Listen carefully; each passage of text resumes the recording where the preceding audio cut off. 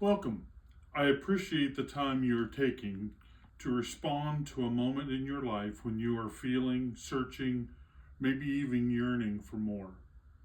I would speak something into your heart. I am Pat Phillips, an elder at New Covenant Apostolic Church in Chillicothe, Ohio. Before I go farther, I want to take this moment to thank a few people who make a profound and meaningful contribution to my life and my ministry.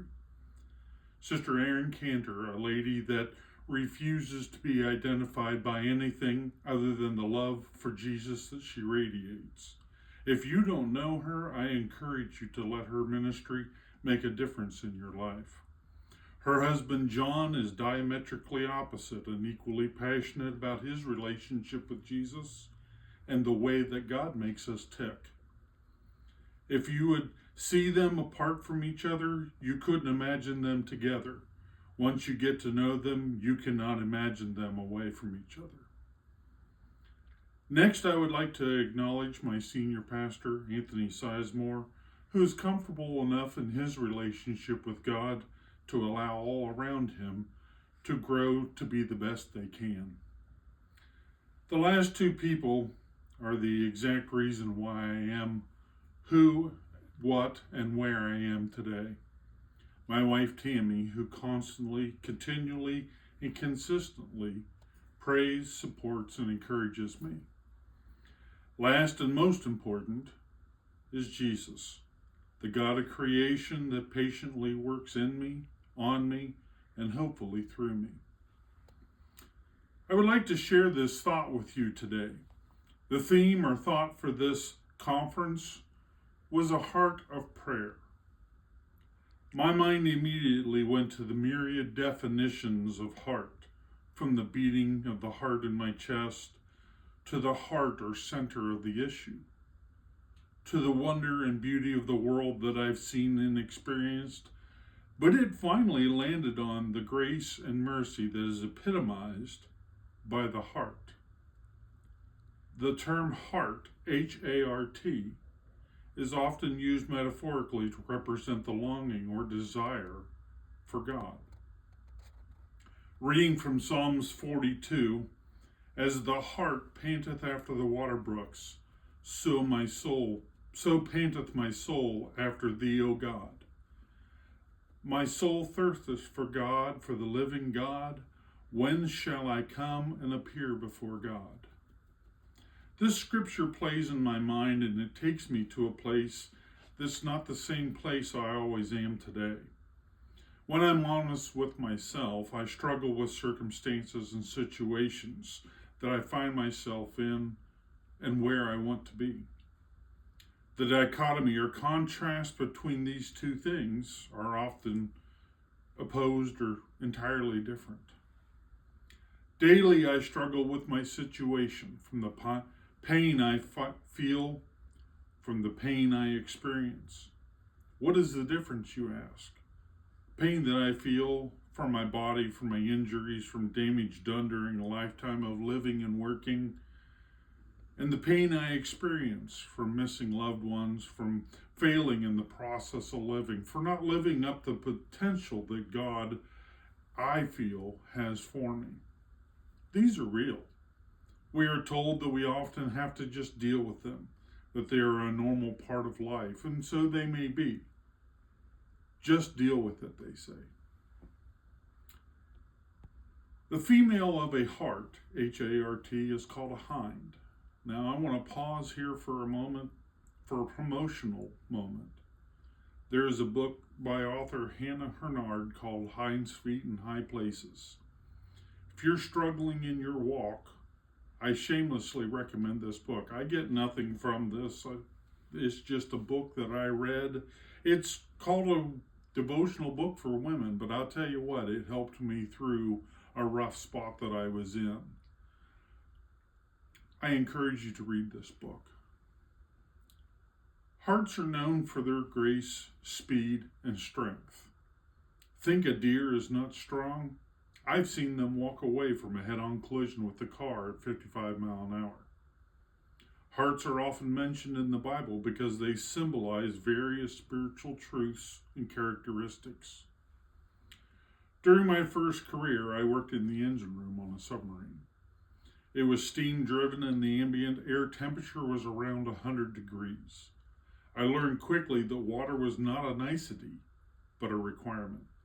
My body weight could fluctuate 10 to 15 pounds just due to sweating during a normal day's work. I learned to drink water in large quantities to avoid cramps and headaches. Anyone who knows me will tell you that even today, 30 years later, I drink substantial amounts of water. I told you that to point out that I have been thirsty, really thirsty, several times in my life, when a cool drink of water was absolute bliss. Now I want to pivot at this moment, holding this mental image of cool drink when you're hot, tired, and thirsty, to the scripture that I started with. As the deer or the hart longs for a drink from the stream, so my soul, my inner spirit, my heart longs to be in that moment with God. In this moment, in His presence, spending time with Him as He shares His love, His peace, and even happiness through His being with you. We call this sharing, this speaking, this thinking process prayer. Prayer is nothing special, merely communication with God, spending time with Jesus. But at the same time, it is incredibly special and important and wonderful. Something that you and I, can spend and share with Jesus. Prayer, communicating with God, can be through spoken words in any language, can be through whispered thoughts and moments quickly grabbed in that minute, can be through a song that refuses to stop running through your heart and mind. Let it out. Jesus is comfortable with you being in all your moments, in all of your life. In fact, He already said He would never leave you or forsake you. Hebrews 13:5 says, "Let your conversation be without covetousness, and be content with such things as ye have. For He hath said, I will never leave thee, nor forsake thee." So that we may boldly say, "The Lord is my helper. I will not fear what man shall do unto me."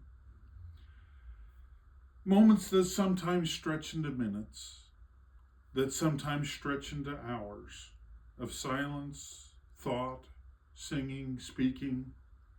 You will never regret the moments you spend with God.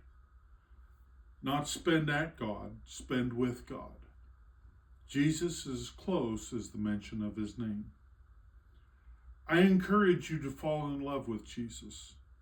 You will never love Him more than He already loves you. And He will make a profound and real difference in your life. If you are ready, if you want, if you need more love, more life, just more of a difference from where you are right now, give God a chance. If you already have an experience with Jesus, you know His love and His grace in your life, there's still more. I challenge you to try and outlove, outgive God. Go back to those special times, those special places. Reread some of your special scriptures. God has more there. There is always more in His Word. He is the God of more. Thank you for these few moments you have shared with me. I encourage you to look at Jesus with new eyes. I ask the Lord, help me to see people as you see them. And He said, okay, let's start with the guy in the mirror. I guarantee you that Jesus sees you better, more lovely, and more competent than you see you. Step fully into your relationship with Him, and you will find yourself panting after those experiences with Him. You are worth the effort, and He is definitely worth the effort. God bless you and keep you.